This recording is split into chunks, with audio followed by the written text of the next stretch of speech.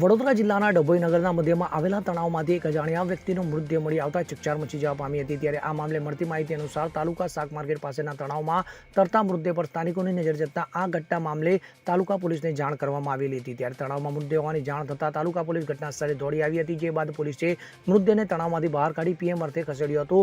તો તાલુકા પોલીસે મૃતદેહને રેફલોડ હોસ્પિટલ ખાતે ખસેડી પીએમ સહિતની કાયદેસરની કાર્યવાહી હાથ ધરી હતી। જે બાદ મૃતકની ઓળખ મામલે તપાસ શરૂ કરાઈ હતી। તો હાલ મૃતક કોણ અને ક્યાંનો છે તેમજ કયા સંજોગોમાં તેનું મોત નીપજ્યું છે તે રહસ્ય અજોક બનશે, જેથી આ મામલે હાલ પોલીસે તપાસના ચક્રો ગતિમાન કર્યા છે। અરે આજ રોજ જે પાણીની ટાંકી જૂની કરીને ત્યાં આગળ શાક માર્કેટ છે આપનું આવેલું તળાવ, ત્યાં આગળ કોઈ અજાણ્યા ઈસમનો ડેડ બોડી મળી એવી ટેલિફોનિક જાણ થઈ હતી। તો ત્યાં આપણે પોલીસ ખાતાને જાણ કરીને ત્યાં અત્યારે પોલીસ તપાસ ચાલુ છે।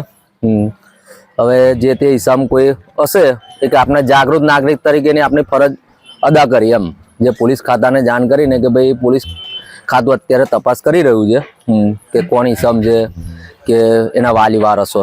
ડેડ બોડી બહાર કાઢી એટલે પોલીસ તપાસ અત્યારે ચાલુ છે। પોલીસ ખાતાને આપણે જાણ કરી ટેલિફોનિક, અને અહીંના વિસ્તારના લોકોએ મને ટેલિફોનિક જાણ કરી હતી। તો આપણે પોલીસ ખાતાને એક જાગૃત નાગરિક તરીકેની આપણી ફરજ અદા કરીને પોલીસ ખાતાને આપણે સૂચના આપી એમ।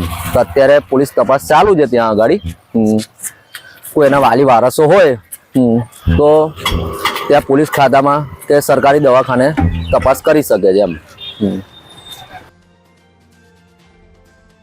વિકાસ ચતુર્વેદી સાથે CN24 ન્યૂઝ ડભોઈ। હવે જુઓ દેશ દુનિયાની તમામ ખબરો તમારી આંગળીના ટેરવે।